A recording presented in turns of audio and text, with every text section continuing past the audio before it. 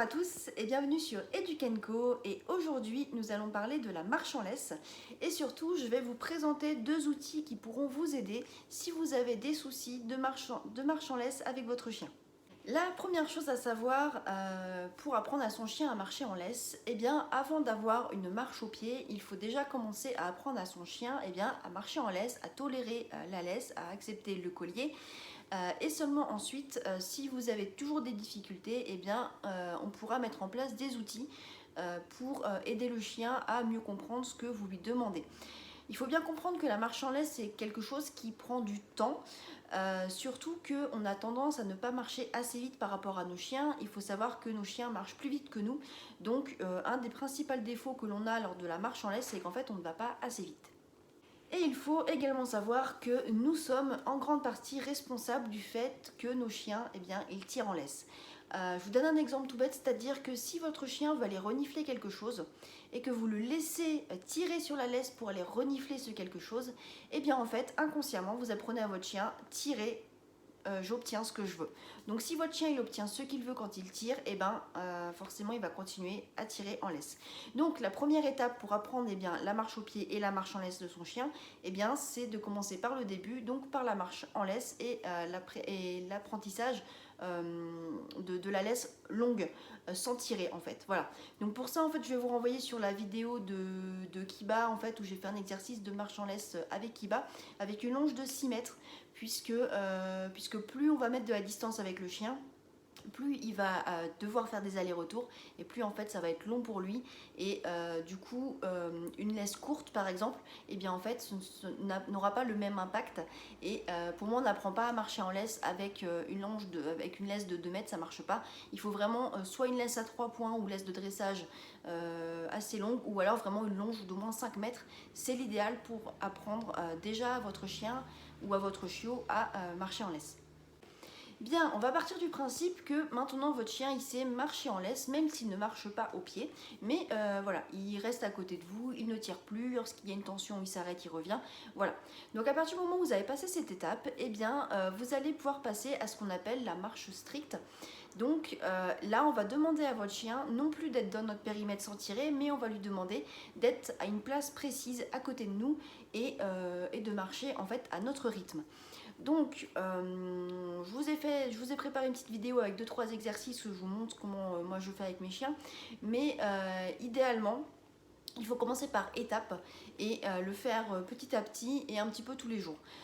Alors, moi ce que j'ai fait, c'est qu'en fait, à chaque fois que j'avance mon pied du côté de mon chien, je répète le mot au pied. J'avance mon pied du côté du chien, je dis au pied, j'avance mon pied du côté du chien, je dis au pied. Tant que mon chien reste à côté de moi et à mon rythme, je continue à dire au pied et éventuellement je peux également donner un gâteau lorsque mon chien est à côté de moi. D'accord ? Voilà, donc j'ai commencé comme ça. Ensuite, lorsque j'ai commencé à avoir plus de difficultés ou elle était moins concentrée, etc., du coup là j'ai vraiment pris le gâteau et j'ai mis le gâteau devant le nez du chien de façon à l'inciter à me suivre. Voilà, de façon qu'elle soit pas trop derrière, pas trop devant.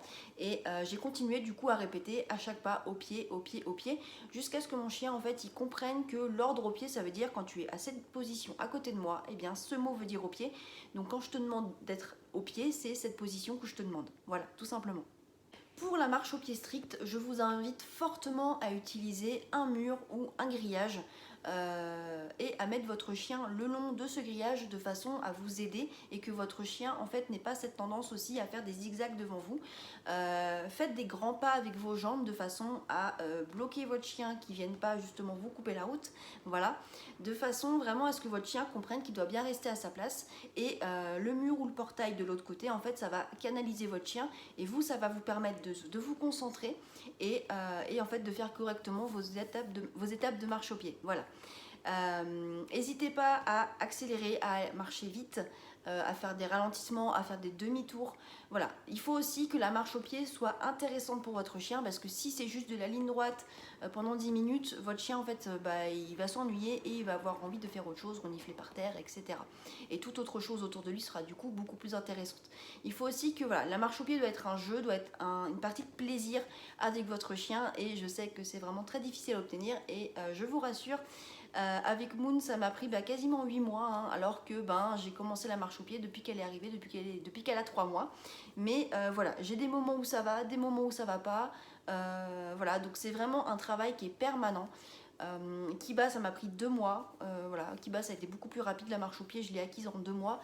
Mais voilà, mais il y a des chiens, c'est beaucoup plus long. Il y a des chiens qui marchent plus vite. Il y a des chiens, ça les saoule. Voilà. Donc voilà, encore une fois, ne désespérez pas si votre chien ne marche pas au pied. Et ensuite, si vraiment vous avez tout essayé, que ça ne fonctionne pas, même si normalement ça devrait fonctionner, eh bien vous avez les outils qui vont pouvoir vous aider. Donc là, je vais vous présenter le licol et le harnais anti-traction, qui sont 2 outils que vous pouvez du coup utiliser pour aider vos chiens à ne plus tirer en laisse. Je précise tout de même qu'un outil, pour moi, ça doit être quelque chose qui ne doit pas être permanent. Voilà, c'est-à-dire que l'outil va nous aider à guider le chien, il va nous aider à dire au chien ce qu'on attend de lui, mais pour moi, ça ne doit pas être quelque chose de permanent. Et voilà, après, chacun voit les choses comme il veut, mais voilà, mais moi, je ne me verrais pas mettre un licol à vie à mon chien ou lui mettre un harnais en distraction à vie. Voilà. L'idée, moi, c'est vraiment de partir sur une base de travail, d'améliorer le travail, de faciliter le travail et ensuite de passer voilà, au collier ou harnais classique et pour être sûr qu'en fait que mon chien a bien compris ce que je lui demande. Parce que pour moi, si on utilise un outil mais qu'on enlève cet outil, le chien n'obéit plus, ne le fait plus, et c'est pour moi que le chien, en fait, il n'a pas compris ce qu'on lui demandait. Voilà. Après, vous pouvez ne pas être d'accord avec moi, mais moi en tout cas, voilà, c'est comme ça que je vois les choses. Mais voilà, en tout cas, ces outils sont efficaces. Donc je vais vous les présenter. Je vous ai fait une petite démonstration avec les chiens pour vous montrer voilà, comment ça fonctionne. Voilà, et bon visionnage. Donc pour utiliser le licol, donc là moi c'est un licol de la marque Alti, voilà, c'est visiblement ceux qui sont les meilleurs sur le marché. Eh bien en fait il va déjà falloir commencer chez vous et il va falloir commencer à apprendre à votre chien en fait et bien simplement à supporter le port du licol en fait comme si c'était une muselière. Donc moi j'ai commencé par faire un exercice avec du coup de la nourriture. Alors je montre le licol au chien, d'accord, donc ici le museau va passer là, je mets la friandise, voilà, et là alors, voilà, et là mon chien vient passer le museau dedans. Je donne la récompense et je l'enlève, tout simplement. Voilà, donc ça je le répète plusieurs fois. Et ensuite je passe à l'étape où quand mon chien il est à l'aise, vous voyez, elle met le museau toute seule dedans. Une fois que mon chien est à l'aise, et bien là, je vais venir fermer la boucle derrière. Hop, si j'y arrive. Voilà, donc là je vais venir fermer la boucle. Attendez, voilà. Et voilà. Et donc tant que mon chien, en fait, il va le supporter, il va être calme et tout ça, en fait, je vais continuer à récompenser, à donner des friandises, etc. Pour féliciter mon chien. Donc je vais pas lui laisser trop longtemps pour pas que ce soit quelque chose de négatif. Ensuite, je lui enlève, tout simplement, et je lui remets une friandise. Alors là, il est neuf, donc il est un peu la boucle un peu. Voilà. Et voilà. Et c'est tout. Et je m'arrête là et je fais ça plusieurs fois par jour, je le répète. Et après, je l'utilise en extérieur. Tout d'abord dans un endroit où il n'y a pas de stimuli, où je peux vraiment travailler avec mon chien. Et au fur et à mesure, eh bien, je mets de la difficulté et je vais dans des endroits où je croise des chiens, des gens. Voilà. Donc vous voyez, c'est vraiment simple d'utilisation. Alors il y a des chiens qui par contre, ils ont vraiment du mal, ils supportent pas vraiment le contact avec le museau. Donc vous allez voir, ils vont, la plupart du temps, ils vont essayer de l'enlever avec les pattes, ils vont s'énerver, voilà. Donc vraiment, faites attention à ce que ce soit bien fait et travaillez-le par petites doses, de façon à ce que, pour votre chien, ce soit quelque chose vraiment de positif, parce que sinon, derrière, vous n'allez pas réussir à travailler avec cet outil. Voilà.